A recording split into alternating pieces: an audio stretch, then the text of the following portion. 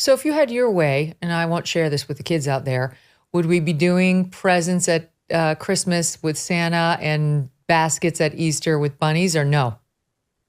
No, sure, as long as you also tell the great story in a way that's appropriate to their age. But I have no quarrel with, if you want to use Easter Bunny with the kids, but tell them the real story too. Bring them to church too. The fact that so many young people have disaffiliated from religion, that's not just an institutional problem for Catholic bishops. That's a existential problem for the entire country, because the human heart is ordered to God. And so when young people especially are staying away in droves from these great rituals, from this great message, man, it's doing damage to their hearts and souls. And I see that every day. So I would say, Easter Bunny, fine, and Santa, but tell the true story as well. What's interesting, Megyn, is do the Christmas story under the same rubric. In Luke's famous version, it begins with Caesar Augustus. Right? When Caesar was emperor, when Quirinius was governor of Syria, and you think, okay, I'm going to tell a story about the powers that be. And then he shifts you to this little nobody couple making their way to a little dusty town, and born in this miserable cave is this baby that's wrapped in swaddling clothes and is put in a manger where the animals eat. And what you're meant to see is the contrast, because that's the real king. That's what Luke is saying. And one of the clues, by the way, in Christmas is at the end when the angel appears, and angels are always frightening, but with the angel, it says a whole army of angels appeared. And that's the clue. See, because Caesar dominated the world because he had this big human army. Luke's point is, yeah, but the baby king's got the real army. He's got an angelic army. So Christmas story, too, is subversive of our expectations. So send Christmas cards, but make sure you also tell the real story, which is a dangerous story. I did read in preparation for today that our friends over in France don't have an Easter bunny; they have Easter bells, and the children there believe that the bells from the church travel and deliver the baskets, which is kind of fun. I guess it varies from place to place. And I also found out, which I probably should have known, that Easter was not always an annual celebration. That when things first started, it was a kind of every other year. The one thing about Easter that's a little odd for a lot of people is it's not on a set date. It's like kind of a month, like between late March and late April. Why is that? I mean, that there was a date on which Christ rose again, the third day. Like, why isn't that the date of Easter? Well, we don't know for sure. And it was a fight in the early church, and the East and West went back and forth. And the formula is Easter is the first Sunday after the first full moon after the vernal equinox. And that was determined a long, long time ago. And so we still follow that. And that, you're right, it's roughly a month, therefore, variation. It can be, March 20th to like April 29th or something. And so it goes. That was a decision of the early church. One thing I love about that is it puts Easter within a cosmic framework. The very fact that we relate it to the moon, and we relate it to the cosmic reality, that's a correct instinct too. What do you think when you see? I will say our church is very well attended. I love it when you go and you see, you're shoulder to shoulder. Like it's. I won't say every day is Christmas and Easter, but it's not quite that well attended, but it's very well attended. But of course, nothing's like Christmas and Easter. And so when you see all the people come, all the Catholics who have not been there Sunday after Sunday, is it a hopeful thing for you? Is it something you lament? Like what can we be doing differently to get these people here more regularly? How do you see it? Yeah. I'm happy they're there. And this has been true all my priesthood, at Christmas and Easter, you get these giant crowds and people standing in the aisles. And I'm always grateful they're there. And I usually acknowledge that and thank people for coming. I've said over the years, we celebrate the Lord's resurrection every Sunday. So please, come back. But that's been a shift, in my years in the priesthood. When I first started out, we had big crowds on Sunday for Mass. That's changed. I mean, there's no question about it. That's declined over the years. And especially among the young. I've been following this for many years, the disaffiliation problem, and it's now up to about 40% of Catholics under 30 have now disaffiliated. As I say, that's a major spiritual problem. And I've been trying to address it in 1,000 different ways because I think it's problem one in the church. It's the thing we should be most concerned about. How do we do something about that? I mean, I've heard you say priests and others need to get out of the churches and into the communities and sort of meet the young people where they are. But how do you do that? How do you recruit disaffected Catholics back into the church? Well, my wager has been social media. So I started a long time ago now, even before we had YouTube, even before that. I said, look, we need to move into that space. They're not coming to our churches. I was at the Synod on Young People, this is about 5 years ago in the Vatican, and it was addressing this problem. How do we reach the young people?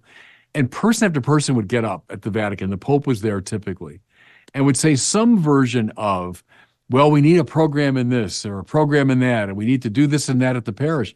And finally, I just got fed up and I stood up and said, but folks, they're not coming to our parishes anymore. They're not coming to us. We have to go to them. And I think the best way to do it is to use the social media. And that's been the wager behind my whole ministry in that regard. And then I think you lead with the beautiful and the true. Catholicism is a smart religion. We dumbed it down. That's the story of my generation. I mean, we dumbed it down. And the result is a lot of people in my generation left because they grew up and they realized that a childish religiosity was not going to sustain them. The other thing we did is we kind of de-beautified the religion. Catholicism has used music and art and architecture, employing some of the finest, artists of the age to propagate its truth. Well, we should still do that. Present the faith in a way that's true and beautiful. I think people will respond.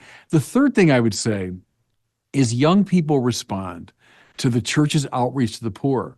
And we have a spectacular record on that up and down the centuries, but to the present day. The work the church does all over the world on behalf of the poor is extraordinary. Tell our young people about it, but more importantly, get them involved in it. And you'll see, even when they talk to young people who have left, they'll say, I remember when, in confirmation class, we had an outreach to the homeless, or we worked at a soup kitchen, or we reached out to the poor. So those three things, the good, the beautiful, and the true, I think if we do those three things, people still find the church compelling. Mm-hmm. Yeah, it is one of those things where no matter where you go, foreign countries, what have you, if you go into a Catholic church, you have some basic expectations of what you're going to see. And the beauty and the grandeur of the churches is one of them. And when it's not there, it's kind of jarring, it's unexpected, and you almost wonder whether you're in a Catholic church. But to me, it makes it a lot easier to feel connected to God, to pray, to feel just out of your everyday routine and at an elevated level, which you should feel, I think, when you're in church. See, I like the word you use. Go ahead. Yeah, I was going to say the young people are a problem because I think they're depressed. There's been a lot of news about how they're not driving as early as they can, and right. Forgive me, Father, but they're not fooling around the way they used to, and they're not even drinking the wine as soon as they can. They're just kind of sitting there. A lot of them are on their devices. They're not interacting with live humans as much, and they feel depressed. They feel anxious, and I definitely believe that if those imaginary people, right, we don't have names and faces in this particular discussion, had a religious base, had a faith-based life, they would feel better. These things wouldn't be as hard on them, and they would embrace more of, sucking the nectar out of life at a young age, like we always have. What do you think? Yeah, I completely agree with that. The woman that did the great research on that is Jean Twenge, who teaches in San Diego, and she wrote a book called iGen a couple years ago. And she's one of the first ones that I came across who was tracing this phenomenon. And I was very intrigued by that too, because when I was 16, I mean, every one of my classmates, I did the same. On our 16th birthday, we went to get our driver's license. I remember my mother driving me down to the place on my 16th birthday because we couldn't imagine not getting our driver's license. And she said, today that's just not the case. The kids often wait a long time before getting their driver's license. And then the spiking numbers of depression, anxiety, suicidal ideation, that's been well documented. Jean Twenge again is the one that said there's a tight correlation between screen time and depression, which I find completely credible. We're all addicted to the screens now. I mean, I am. We all are. The machines have addicted us. But we should do all we can to get the kids off of the screens and outside playing and relating to each other. But then to your final point, yes, the loss of religion, the loss of a transcendent point of reference is deadly for people because we're made for God, right? Augustine said that our hearts are restless till they rest in thee, O Lord. When you lose that, you fall back in on yourself and you fall back to the world, and the world cannot satisfy the deepest hunger of the heart. And then another step here, 20 years ago, the new atheists were all the vogue, and they were darn good evangelists, may I say. In other words, they were very persuasive. And a whole generation of young people bought into Hitchens and Dawkins and Sam Harris and the new atheists. But see, what's the upshot of that? So, okay, there's no God. We didn't come from anywhere. We came from nothing. We go back to nothing, and our lives have no objective meaning. Oh, great, in your face religion. But when you take that message in, what do you have left? You got nothing. And the result is, are we surprised? Depression, anxiety, suicidal tendencies. So yes, there's a tremendous need for religion. And my last point here, you can sense it. You can sense it in the internet culture, people reaching out for the spiritual. Financial experts thought we were in the clear.